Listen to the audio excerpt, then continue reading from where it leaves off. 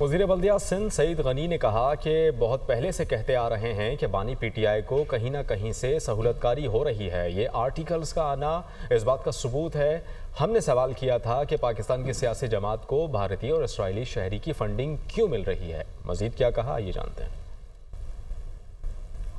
हम बहुत पहले से कहते रहे कि खान साहब को जो है वो कहीं ना कहीं से कोई ऐसी सहूलतकारी ज़रूर हो रही है जिसकी वजह से ये आपको अब जो आर्टिकल्स आना शुरू हुए हैं वो हमारी उस बात को सही साबित करते हैं। आपके इल्म में होगा कि जो पीटीआई के ख़िलाफ़ एक फ़ॉरेन फंडिंग केस था, उसकी भी जो फहरिस्त आई थी उसमें भी बहुत सारे ऐसे मशकूक लोग थे जिन्होंने उनको फ़ंड किया था।